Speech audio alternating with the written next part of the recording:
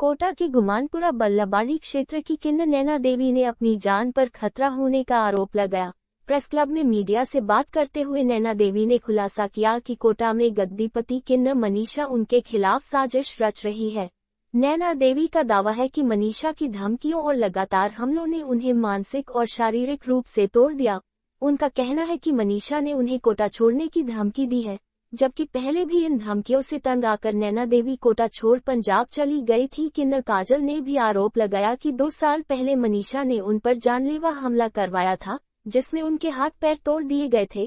काजल के अनुसार मनीषा ने पूरे शहर में दहशत फैला रखी है और अब उसके पिटबुल कुत्तों से भी लोगों में खौफ है। काजल ने ये तक कहा कि मनीषा इन खतरनाक पिटबुल से गायों पर हमला कराती है।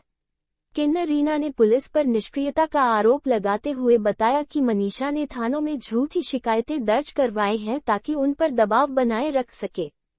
सभी पीड़ित किन्नरों ने प्रशासन से त्वरित कार्रवाई की मांग की ताकि शहर में शांति बनी रहे और इस तनावपूर्ण स्थिति का समाधान हो सके। मैं काजल किन्नर समाज सेविका कोटा से जो ये मनीषा किन्नर डिस्ट्रिक्ट में रहती है, ये आए दिन हमारे मुकदमे करवाती है, कभी गुमानपुरा थाने में, और मेरे नाम की रिपोर्टें करवाती है जहाँ मैं मौजूद ही नहीं हूँ। वो लड़ाई झगड़े में हुई नहीं, वहाँ तो मेरी रिपोर्टें करवाती है हर थाने के अंदर। और इसका आतंक बहुत हो रहा है। अभी 2 साल पहले दादाबाड़ी मामले में भी मेरे को मारा गया था, जो पूरा पता है, पूरा कोटा शहर के वासियों को पता है, मीडिया वालों को पता है। तो हमें इन लोगों से जान माल का खतरा है, इन किन्नरों से, और इन मनीषा किन्नर के साथ भी 2-3 किन्नर और साथ लग रहे हैं। नमस्कार, मैं रीना दीदी कोटा से, जो कि इन लोगों ने बोला है बहुत अच्छा बोला है। जबकि नैना जी पहले कोटा से काफ़ी सालों से ये कोटा में रह रही थी और यहाँ को गुमानपुरा में बिठाया। उसके बाद में आए दिन हमारे कई दिन लड़ाया 2-3 बार हमारी मारपीट भी हुई है, जिसमें मनीषा वीडियो बनाती है, उसके चेलों से हमें मरवाती है। वो वीडियो आपको हम शेयर कर देंगे, जिसमें मनीषा खड़ी होकर वीडियो बनाती, चेलों से मरवाती है। आए दिन हमारी लड़ाई मारपीट होती रहती है और पुलिस को गुमराह कर रखा है इसने, प्रशासन को। जबकि प्रशासन को सोचना चाहिए कि ये क्या चीज़ है। हम रिपोर्ट तो हम देना चाहते हैं, हमें देनी है रिपोर्ट, बाकी वो पहले जाके दे देती। उसके बाद में अभी हमारे गुमानपुरा थाने में अभी थोड़े दिन पहले एक फैसला हुआ था कि इलाकों को लेके हमें बैठ के फैसला कराया गया कि पुलिस प्रशासन ने बोला कि आप आपस में बैठ के फैसला कर लो। हम गुमानपुरा में गए थे तारा बुआज के घर पे, वहाँ पे हमारा फैसला हुआ तो कोई मतलब फैसले की कोई वो अहमियत नहीं रखी। हमारे किसी के हक में फैसला नहीं किया गया। हमें यहाँ से कोटा से निकालने की पूरी जांच साजिश कर रहे हैं कोटा के किन्नर। तो हमारे से हाथ जोड़ के रिक्वेस्ट करते हैं पुलिस प्रशासन और कोटा वासियों से, क्योंकि हमारी जान बहुत खतरा है, हमें घर से निकलने में बहुत खतरा है। आज हमारी हालत तो देखो हम कैसे बैठे, हमें हमारी जान का बहुत खतरा, हमें धमकियाँ दी जा रही है हमारे मर्डर के लिए। आए दिन कुछ न कुछ तो हम पुलिस प्रशासन कोटा की और मीडिया हाउस वाले से, सब लोगों से, पुलिस से और जनता से भी रिक्वेस्ट है कि हमारी सहायता करें।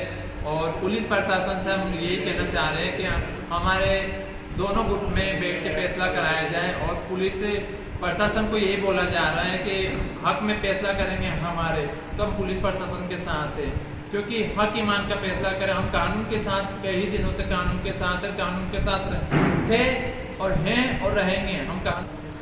मामला ये है कि मैं पंजाब में अच्छी खासी अपनी ज़िंदगी गुजर बसर कर रही थी, जहाँ ठीक में कोटा में आती थी जाती थी, गद्दीपति भी थी पंजाब में। और वहाँ से फिर मुझे मनीषा किन्नर जो है DCM वाली, उद्योग नगर थाने वाली जो मनीषा भाई है, वो मुझे लेकर आई पंजाब से यहाँ गुमानपुरा का कहकर कि मैं तुझे गुमानपुरा में बिठाऊंगी, स्थापित करूँगी यहाँ पर।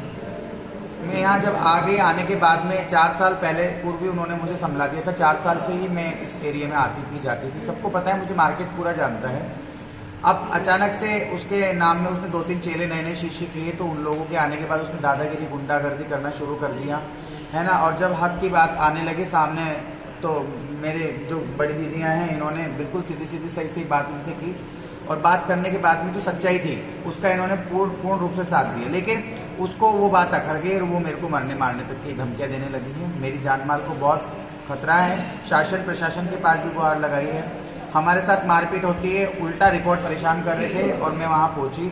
जैसे मैं वहाँ पहुंचती हूँ तो ये लोग वहाँ मेरे साथ में गाली गलौज करने लगे, नंगे हो गए, इन्होंने कपड़े उतारे। उसके बाद में इन्होंने मेरे बाल पकड़े, मेरे साथियों के साथ में, मेरे साथ में सबके साथ मारपीट की, ईंट पत्थर से, डंडों से, पाइप से इन्होंने मारा पीटा है। उसके बाद हम गुमानपुरा थाने में गए, वहाँ जाकर हमारी एक बात हुई कि भी बैठकर हम लोग बात करेंगे, वो मनीषा के इशारे पर। आप ये बताइए कि आपने थी उस टाइम पर भी इन्होंने मुझे बहुत परेशान किया था, बहुत पीड़ित किया था, इतना परेशान किया था कि मैं परेशान होकर यहाँ से चली गई।